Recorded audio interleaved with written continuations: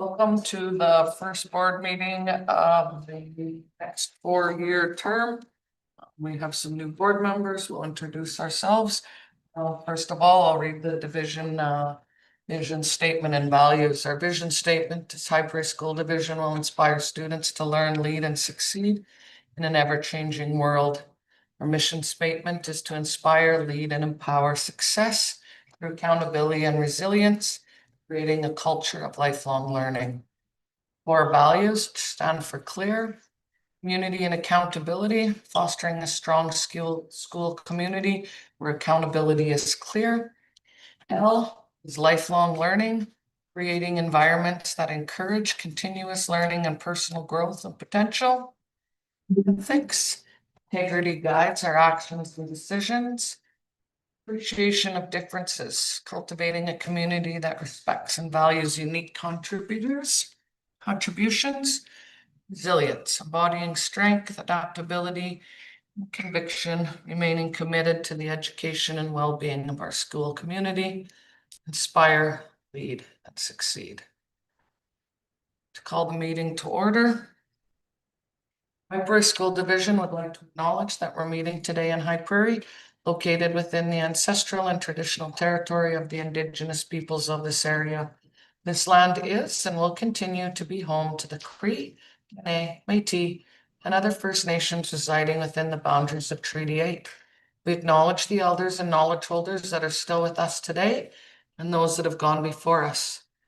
We would also like to acknowledge that this land is home to the four-legged, the flying, the crawling, the swimming things. It's also home to the rock beings and the plant nations. We share this land with many others, and we must walk carefully and be mindfully of the impact we have on those we share the sacred land, air, and water with. We borrow these lands from our future generations, so we must leave them a healthy environment in which they can thrive. It's a privilege, an honor to live, learn, work, play, grow on Treaty 8 territory. So before we adopt the agenda, we'll start at this end. Introductions to your board of elected officials for the next 4 years. Tammy Hinkle, trustee for High Prairie Ward 2. Been a trustee now for 13 years, starting into the next term. Lynn Skretnick, trustee for Ward 1. Been a trustee for 12 years, entering my 13th year. Lori Shelp, trustee for Ward 3, which is Canuso and Joussard, and I'm just here for a good time. Drew McGregor, Ward 4. I'm re-elected from the board to be the board chair for this next year. I live and reside in Slave Lake. My decisions are based on division from Slave Lake to Flair and Donnelly and all the communities in between. I'm Steve Adams, elected trustee for Ward 4. This will be my 4th year coming in. And I'm Karen Joel. I have been elected as trustee, starting my 7th term, 2nd year, and I'm currently vice chair. I'm Michael Strebchuk, Ward 2, High Prairie, and I've been a board trustee for all of them and a steep learning curve.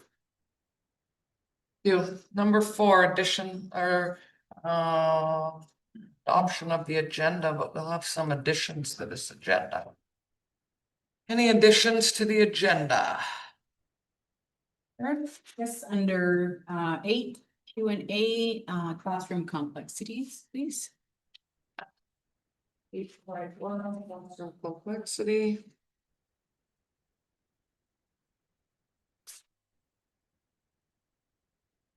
Any other additions to this agenda?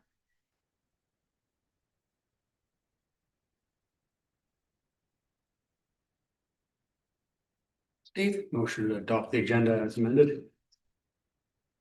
All those in favor? Thank you, that is carried. Adoption of the previous minutes.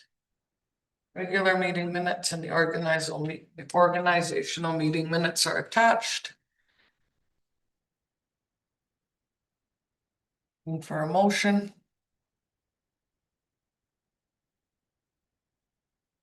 Tammy, Move that the minutes of the regular meeting of the Board of Trustees held September 16th, 2025 be adopted as presented. questions, comments, concerns? Seeing none, I'll call the question. All those in favor? Thank you, that is carried. Steve, Motion that the minutes of the organizational meeting of the trustees held September 21st, 2025, or October 21st, 2025 be adopted as presented. questions, comments, concerns? Seeing none, I'll call the question. Oh, Although it's the wrong date. I And think then- that, we yeah, went- it's yeah, October sorry. 21st. Set up till we said it. I changed it. Okay, but what, it wasn't approved, so does that not? I just wanted you to know that September 21st was my birthday, that's why I recognized it. I got a question about the organizational meeting minutes. Should we not have had this meeting on those minutes? As approved? Under where we list all the meetings for the year? Because it didn't have today's date. This meeting, I think, was approved. Reset. Just organizational meeting, that's why I didn't include Thank it. you. any other questions, comments, concerns? Seeing none, I'll call the question. All those in favor? Thank you, that is carried. With no delegations or presentations today, we'll move to points to celebrate. Kyle. To start, we wanted to say a warm welcome to our new chair, John McGregor, and vice chair, Eva Scholl, who were confirmed at the organizational meeting last week. We also have sent emails to families and staff regarding classes resuming tomorrow, October 29th. And upcoming events that we have in the division, the Indigenous Veterans Day, so here on Remembrance Day, November 11th, and Métis Week happening in the week of November 16th. Week-long events starting the 15th of November to the 22nd. So the points I have. Kyle. Questions, comments, concerns for Kyle? Seeing none, we'll move on to 8.1, classroom complexity. Thank you. I wanted to bring this up as a discussion topic to consider, I suppose, in light of yesterday's events. We know that cities are not on the table to be negotiated within collective agreements. I'm wondering if we, and I know that the government of Alberta has made it a priority to look into some of these items on their own. I'm just wondering, as Hyper subdivision, is there a flavor or is there possibility for us to work with, create working groups or work within existing working groups to try to maybe have those conversations and address classroom complexities that we can within our very capacity as a school division? Well, I think we can start off by saying, Trustee Scholl, that what's really important in this process is our EA advisory group and our teacher advisory group. Those are two groups that we've created over the last 2 years to talk about things that affect the working conditions of those individuals.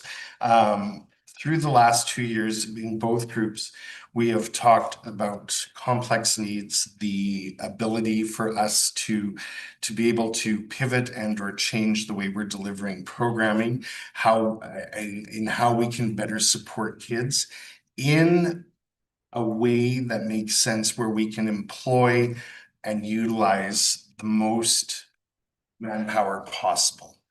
What I mean by that is if you look, for example, at our interactions classroom or our sunrise classroom, we have put some students together, which has freed up EAs that we have then redeployed in the school in other classrooms. So it's really helped be able to maximize our EA power so to speak. We know that complexity means many things.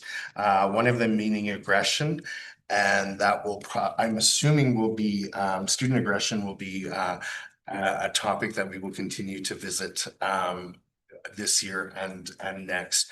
The EA advisory groups are completely voluntary. So people and people clamor to get on that committee because they want to and the teacher one because they want to make sure that their voice is heard.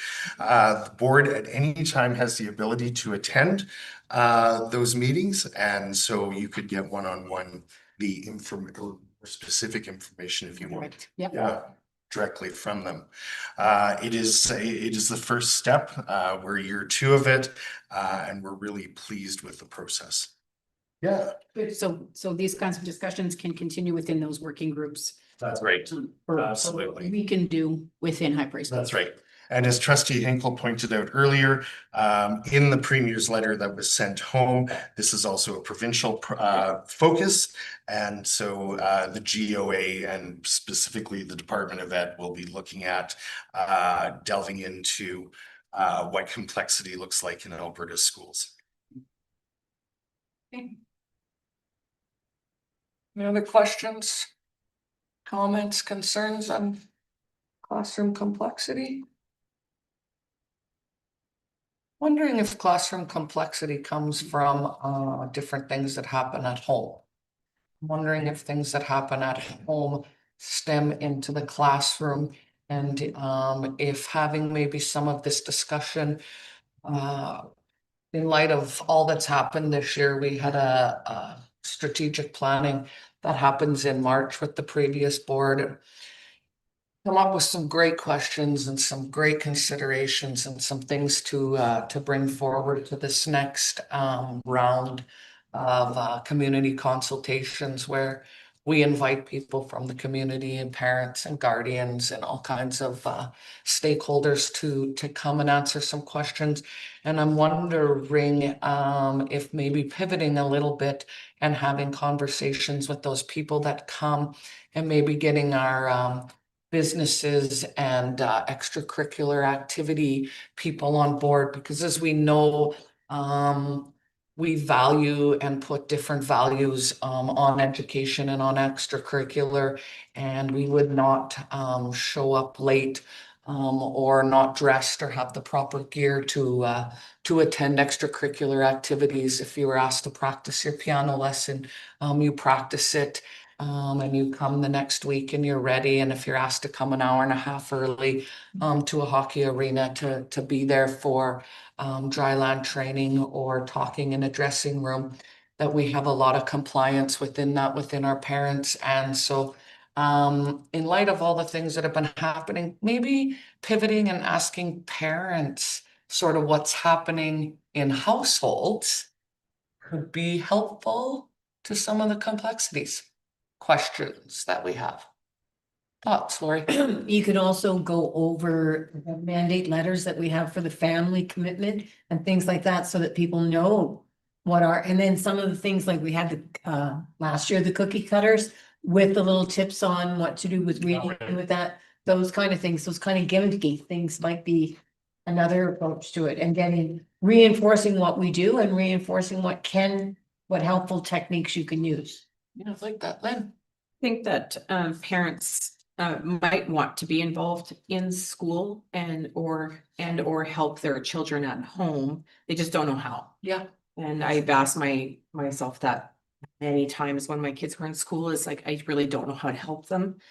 So if we can provide that kind of reaching out to parents and families, maybe that will go a long way. Yes, yeah. Steve? I struggle around the classroom complexity, please, because it's such a short word for such a big issue. It covers everything from behavioral, cognitive, social, emotional. It gets everything in there from sexual orientation to how you're feeling at home because of your family life, like you touched on. I think it's worth continuing with conversations down this, identifying what that is, and unfortunately, I don't know, much as I wish we could, fully support every need that's in there. And I understand we've been struggling with this for decades over coming up with that solution. Not saying that having a conversation isn't beneficial, or that putting it as part of a strategic plan session to fully understand how we're going to address this, I think does bring value. But I think it'd be important to weigh in who we interact with to bring in suggestions to help guide us down this path. Because bluntly, I have no idea on what the answer is for something like this. It is way beyond my skill set.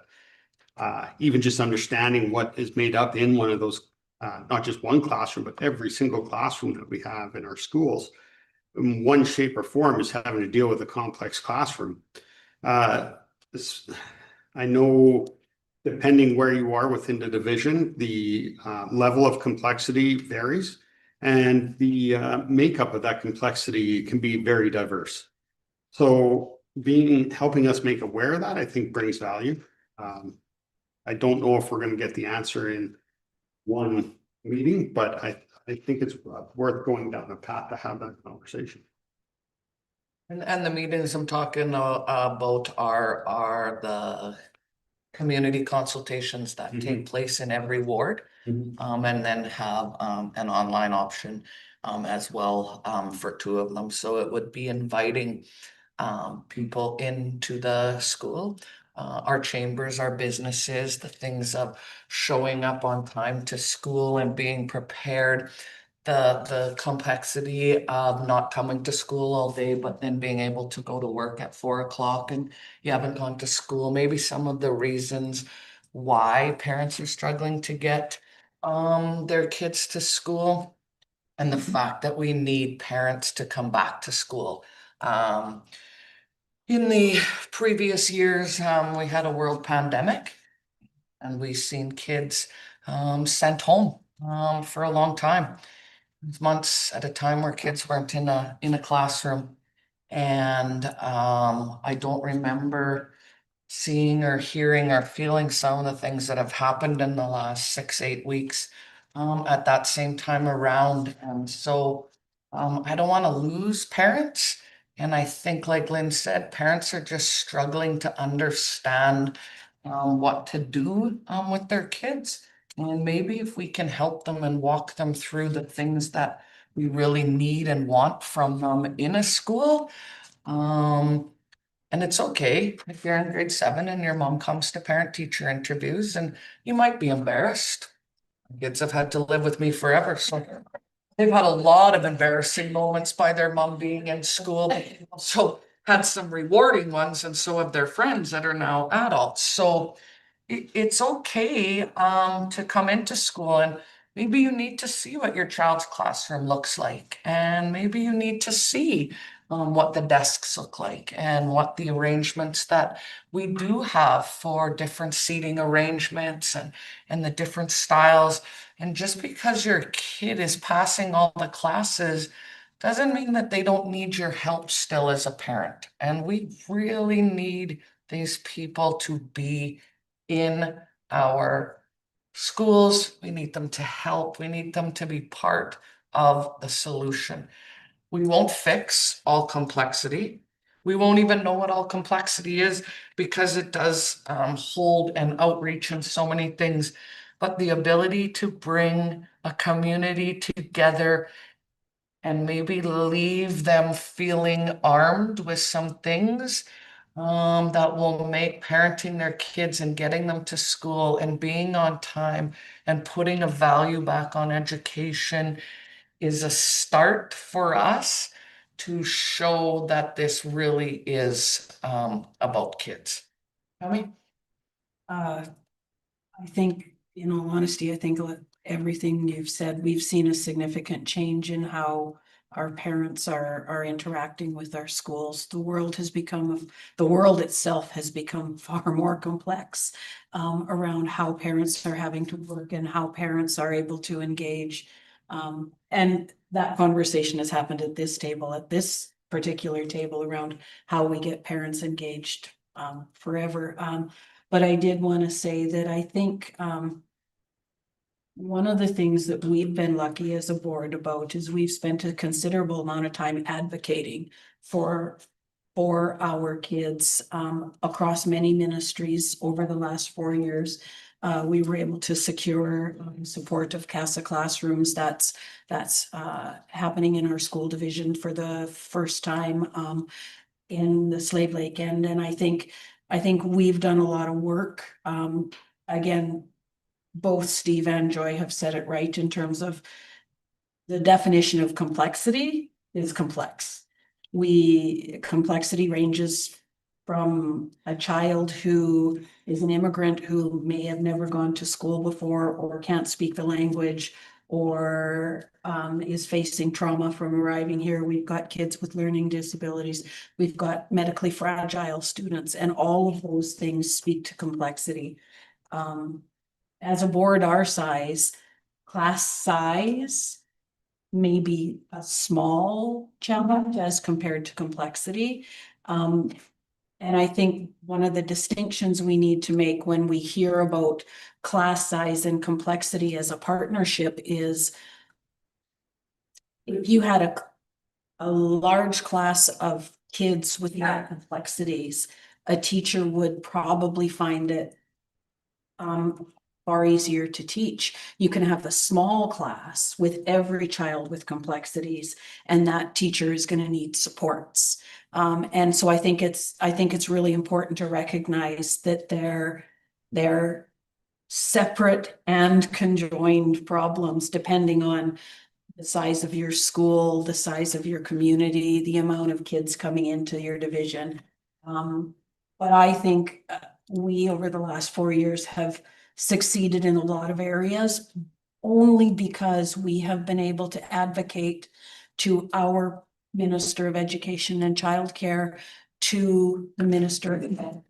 And the one thing that we haven't mentioned in this conversation yet, which is something that we have been saying consistently forever, is cross-ministerial support is critical to the success of our kids in our school divisions. And for a very long time, we've heard conversations about that, and we know that there's work being done at the highest levels of the ministries.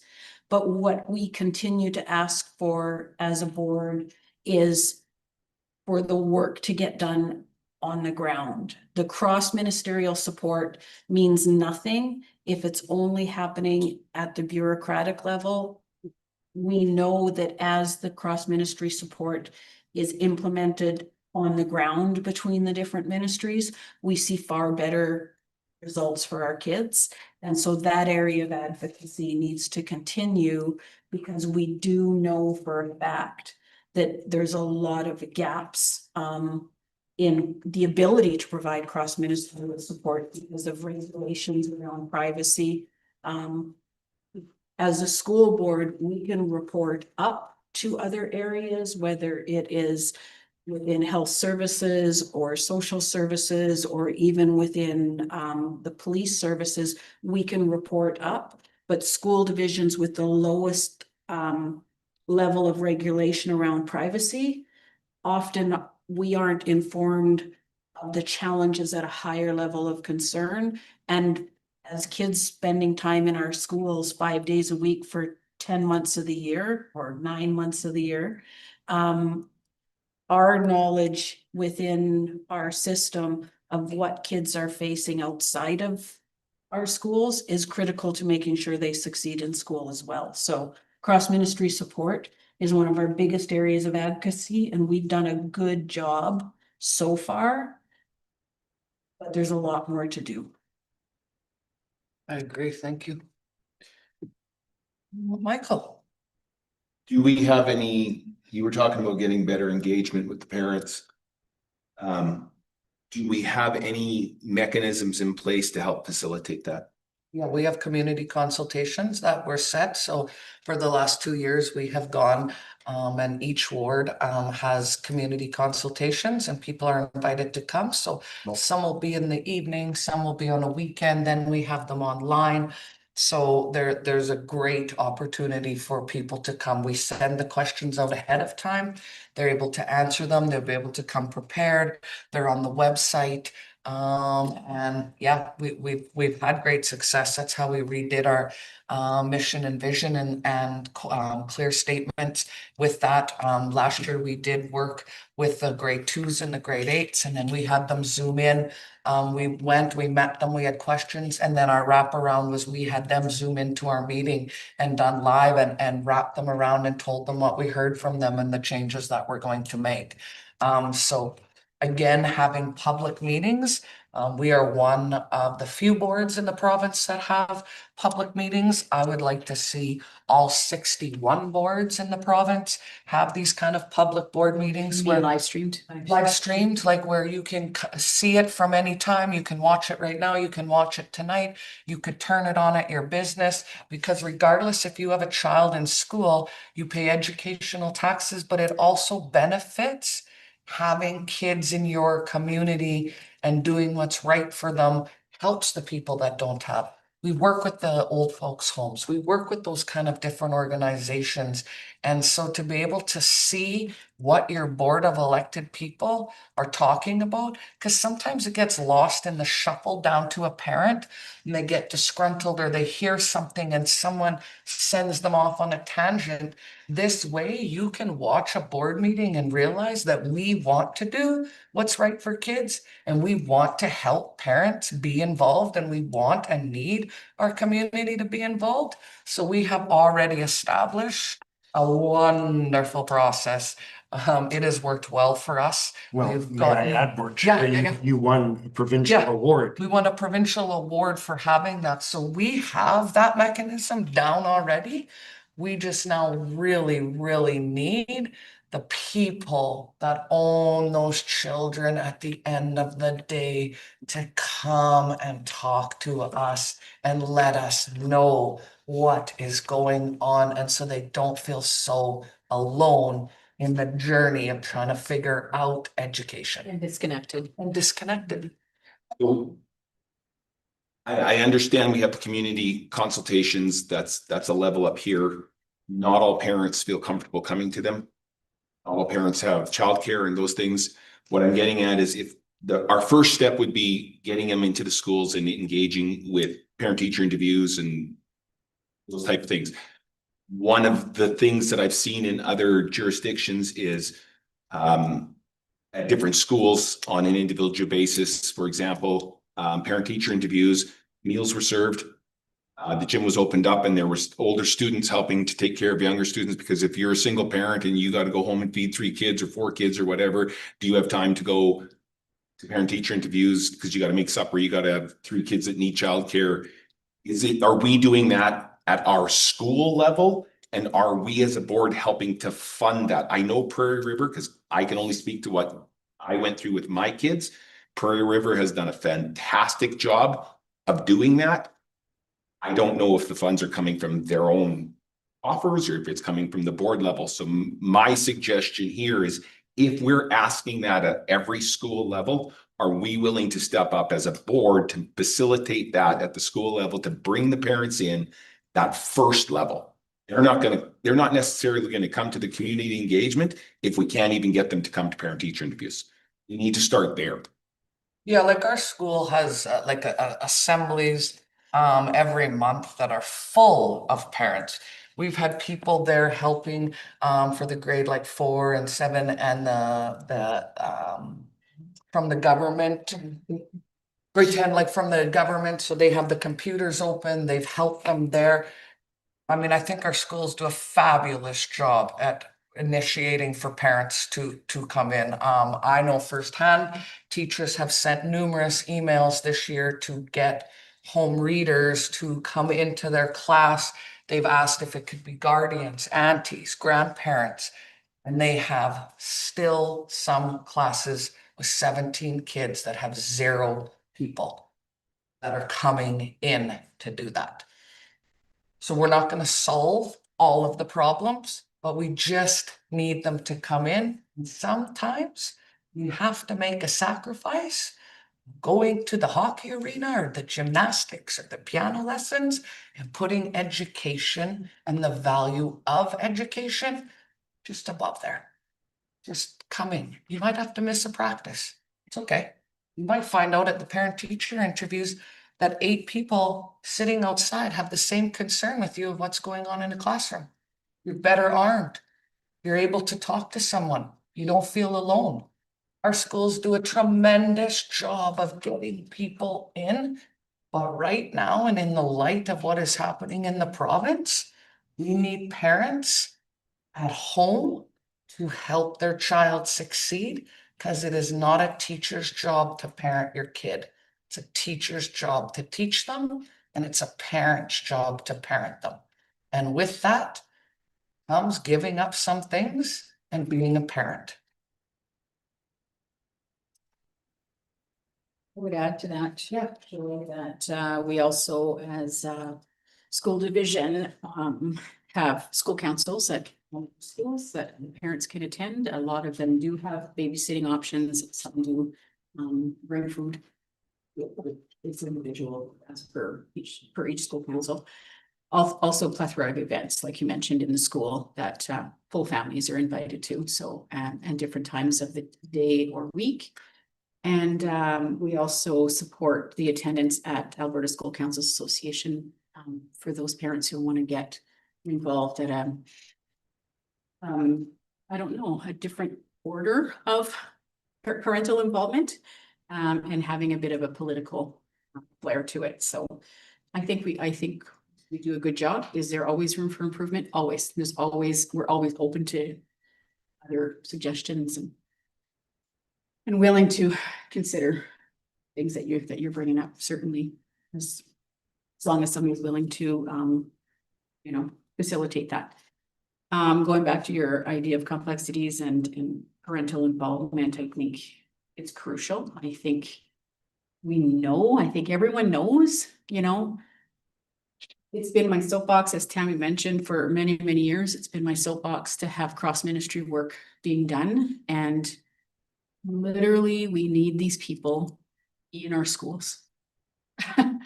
Like, we need for health to be helping our educators with those with medical complexities within our school. We need for, and then mental health and then, all of those things. So it's more than you say, like Tammy said, it's more than the high level work that they're doing. That's not cross-ministry work. That's still siloed work. That's not meeting where it needs to meet to make the biggest effect. So we need to keep advocating. That's a huge, huge advocacy point for myself.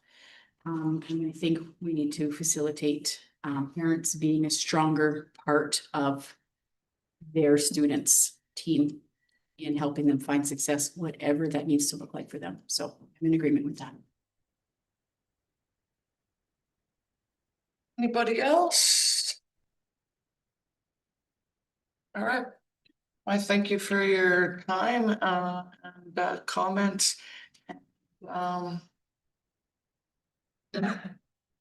thoughts and opinions on this, because we have a lot of work to do. And again, as much as things have changed and come down in these last few weeks, we have a government right now, and our mandate is to work with the government that's in power. And so we will do what we are asked of, but we will always advocate and ask of this government to help us. So we have an advocacy committee, and it is going to be a busy committee going forward, because we have a lot of work to do as a province and a lot of work to do and continued good work that this board has done. So I look forward to that.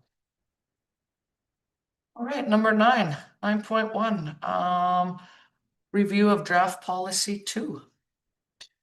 So 9.1, the role of the board. These policies have been updated to reflect the legislative changes that have been mandated by the government. And more specifically, like I said, policy number 2, role of the board, and I'll combine it with Hold on. Sorry, we have to get a motion on the. Oh, floor. right, so I I'm way ahead. I'm apologize. like, yeah, you go ahead and talk. 'Cause I'm waiting to catch my breath, but no, I don't. My breath is I caught now. And apologize. we need to put a motion on the floor. So we'll start with number one. Thank you, Lori. That the board policy two, role of the board, receive first reading to amend policy two as presented. Thank you. Now questions, comments, concerns. Lori, do you have something to say? Go ahead, Marie, sorry. No, that was my. So specifically, these two policies that are the board and that the board owns are to reflect the legislative changes of Bill 51 and Bill 27. You would know them as the controversial materials in schools. So what is the board's role in that? Also as well, the discipline and recall of trustees needs to be updated to reflect the new provincial mandates for that. And so it's, the changes there are in front of you.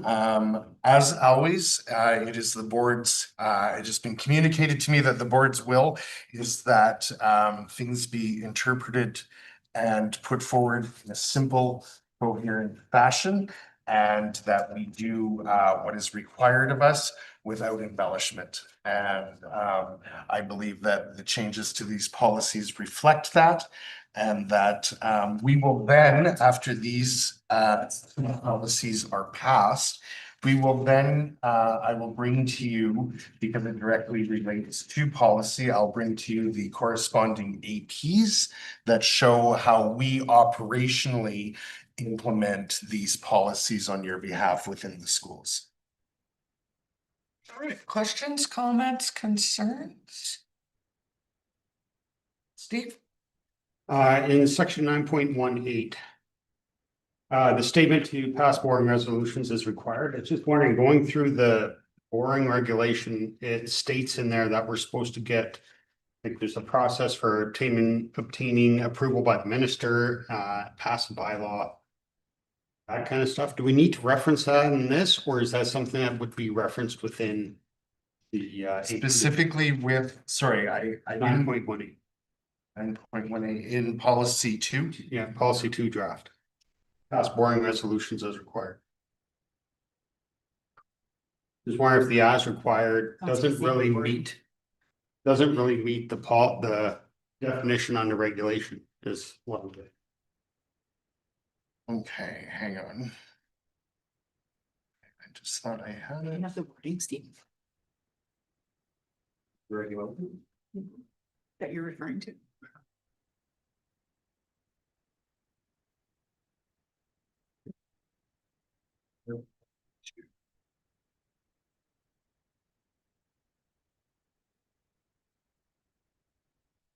You both 10-14. Budget. 9.18. Two. Yeah. 9.1 is passing board resolutions as required. That's Oh. what he's talking about. Oh, okay, there we go. Borrowing as if, that would be referring to if the, that whole section in the School Act, if, for example, the board were to want to do financing through debentures, those sorts of things. So more specifically, your question then, Steve, just so I. Does as required fit the requirements under the? Right, yeah, of course, because you're not, typically boards don't borrow, it would be an anomalous thing, so. I would believe that as required would be. As necessary. As necessary. The requirements of the Education Act. Yep. Perfect. Yeah. Any other questions, comments, concerns? Sure, you're into the next one. I only got one more. Same kind of question on how they align with each other was in sorry, screen's jumping. Approve annual fee for instructional resources under 9.19, I believe it was. Right below it, yeah. Sorry. Notes aren't always perfect. In there, inside the policy requirements that are stated in the regulation and in the act, it says that we can't, there's certain things that we can't put in there, like our instructional materials, all that kind of stuff. Yet within the policy, we were saying instructional resources. So also too, the board has the ability to charge fees for things like dual credit. Those sorts of fees can be attached. We could change the word resources to. I was just gonna say an example of instructional resources is in IA lab in woodworking. They build a birdhouse, but if a student wants to build a birdhouse out of maple plywood, we have the ability to have them pay for something outside of what is the set standard, right? We've got people that come in and rebuild a motor for a car when in that mechanic thing, we would be rebuilding the motor on a Lawnmower. lawn, right? And so we have the ability to approve fees that are outside of operation or options. Are you asking to change a word? I'm saying what we should be doing is rewording it so we can't, to be more specific, so we can't charge for textbooks, workbooks, photocopy. Printing paper supplies are specifically listed in there yet. The terms How we about use just are very general. aside from those, we cannot charge for? Basically then. Well, I'm just saying, we're saying we can charge for them, but we can't charge for them, but it's not what we meant, right? That's why I'm saying the confusion. Would be, No, I'm confused. Go ahead. So- Sorry, So I would say, so as a policy, as a board policy around fiscal management, we have the ability to approve annual fees for instructional resources, transportation and tuition. There are admin procedures and appendices to different areas that we look at every year, our transportation fees and our tuition fees, right? And we look at all of those in the fiduciary world. Our policy says that we have the ability to approve. We know that we can't approve things that are contrary to the act, and the act defines that, but our policies don't have to list the things that we can't do. Our policies tell us what we can do based on the act, right? A policy is. I understand that, but our policy has to have specific wording that aligns with the act, and I feel that the instructional resources do not align with the act because of those instances in the resolution under 2A. we do have certain, you have certain instructional resources that we would charge. Some we would. Yeah, so. If we add something like, except for in those instances where it is whatever, not permitted from through the act or I something. think we'd have. I to don't know, add that to if every- not, that's. Yeah, we fine. would. I just want to bring it up and have a discussion around it.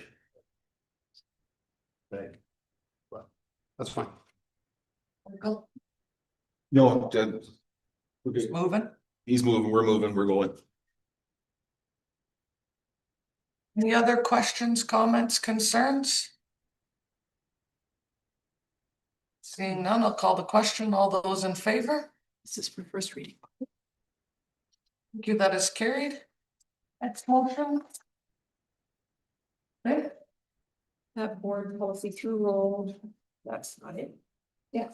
It sounded funny coming out of my mouth. The board policy 2 role of the board received the second reading to amend policy 2 as presented. questions, comments, concerns? Seeing none, I'll call the question. All those in favor? That is carried. For number 3, Erin, Proceed with the third and final reading of board policy 2, role of the board. any questions, comments, concerns? Seeing none, I'll call the question. All those in favor? Thank you, that is carried. Last motion. Steve? That board policy 2, role of the board, receive third and final reading and be accepted as High Prairie School Division policy. Questions, comments, concerns? Seeing none, I'll call the question. All those in favor? Thank you, that is carried. 9.2. Review of draft policy board 4. Now look for a motion on the table. Steve? The board policy 4, trustee code of conduct and its appendix received first reading to amend policy 4 as presented. Thank you. Questions, comments, concerns? So the big change that you will notice in this policy, board policy is section 8, sanctions for code and conduct breaches. This is to reflect the new legislation. As we know, previously, a trustee could be removed from a board at the board will. That is no longer the case, and it is tied to the Local Elections Act now. And we have outlined what the legislation outlines in section 8. What are the disciplinary actions that a board impose against a trustee? So section 8 is your biggest change in this act or in this policy. Includes removal from committees. May I have my glasses on?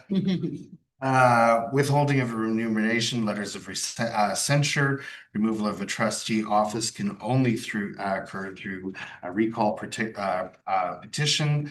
40% of wardens in the trustees' wards, or section 87 with disqualification because of conflict or pecuniary interest that is not respected. So what that basically means is no matter what, at the end of the day, if money is mishandled, trustees can be removed despite the new regulation. Steve? A quick question on that one, and this is you, so I'm Yeah. not familiar with this really. I thought that the recall petition was 60% of votes received. I've got 40% here. I will Mhm. double check. I think it's 40%. It's 60% for municipalities. I'll double check. Okay. So is that something we should table this, or do you think that is something we move forward and then amend later? I don't think we need to table it. I think we can just look it up and make sure that Yeah, I can, and then it on the boards will, for sure. Where Thanks. it should be fairly easy to Yeah, find, right? I've got the copy of the regulations in my office. Take a look. Do you want to change the motion as a few? Well, we don't know if we need to change it yet. Maybe we should. I'm just looking right now.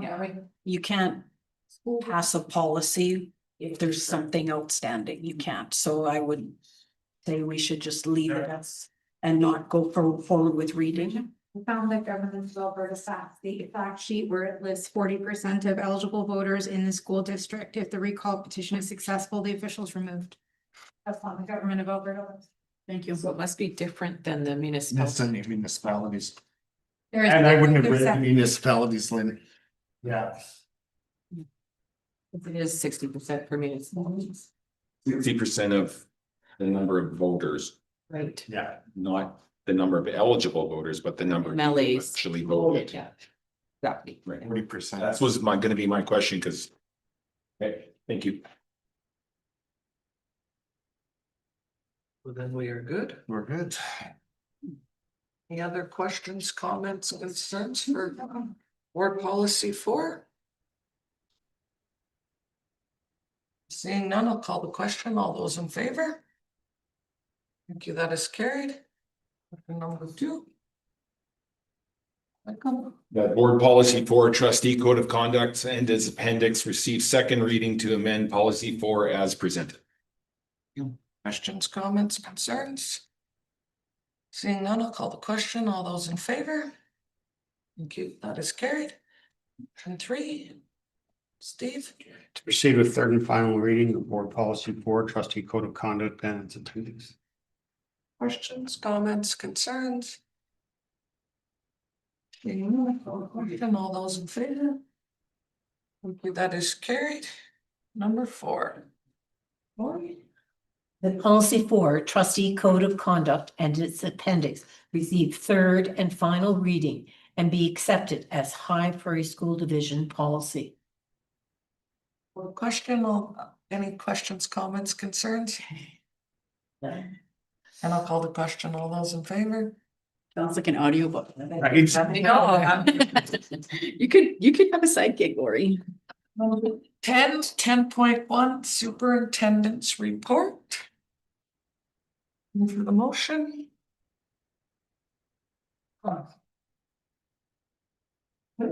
Receive the superintendent's report of information. Thank you.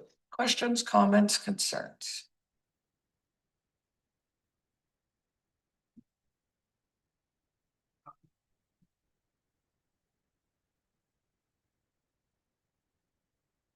And seeing none, I'll call the question. All those in favor? Thank you, that is carried. 10.2 Finance Reports. Looking for the motion, Steve?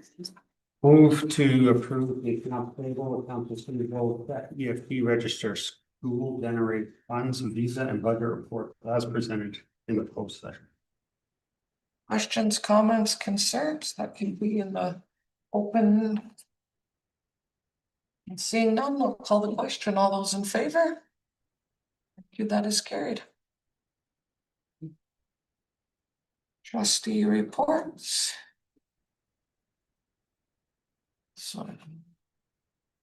Karen has entered hers, which was nice to read, Karen. I did read it. Thank you. Highlight closed meeting at the time. There's nothing in there. I think. It's okay. Apologize. Yeah, that's okay. That's okay. Okay. It's just sometimes some of the ASBA are to be closed, so that's okay. Should have been a little bit more specific when I.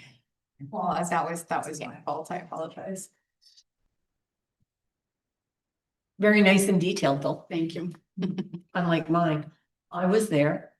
10.4 Standing Committee Reports.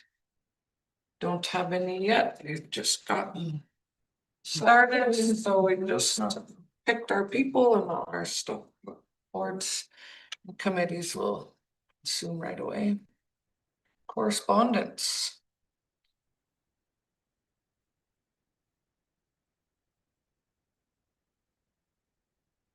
Oh, these are all public letters. Anyone like to pull any of these letters or talk individually about any of these letters that are in our public meeting?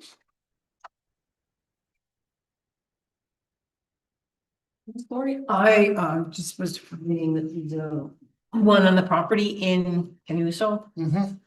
Was a copy of that sent to Swan, to the group that is interested in purchasing? Not a copy, however, communication, yeah, for sure, and board chair was CC'd on that. Oh, okay, it's just because I think it's so amusing how it was so lost in the Shuffle. GOA. I Right. love that, because every time I hear that, I want to go GTA, Greater Toronto area. That the responsibility was theirs for us taking so long to make it, to have it done. Like, I don't think that was ever, not that we didn't communicate it, but because it was lost. The whole thing, so I like to see them be. Yeah, we received good feedback. They're just now we're just waiting and. Oh, and yes, but they're- this is, they're organized. Oh, this has been a long. yeah, that's what I'm saying. Like, this is not yesterday. This is like 2 years ago done. More than 2 years. Normal business and government takes more than Okay. an hour. Except when they want the CRA is after you like that. But anything Okay, thank else? you. Any other correspondence? Right, sorry, Tommy, go ahead. We responded to the letter around the declining enrollment within the Canuso school. Have we? Not because it was just put on, yeah. Okay, so I read the letter over. Declining enrollment is definitely a concern within every rural school board right now. We're definitely seeing declining enrollments.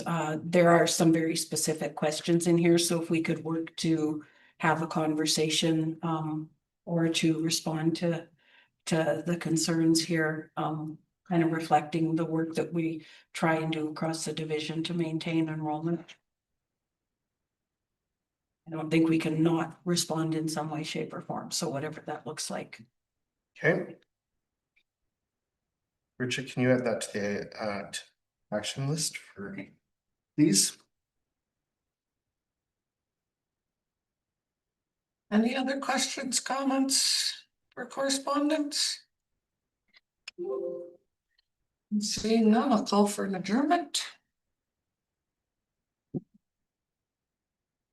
Sure. Sure. I don't think I've ever called for.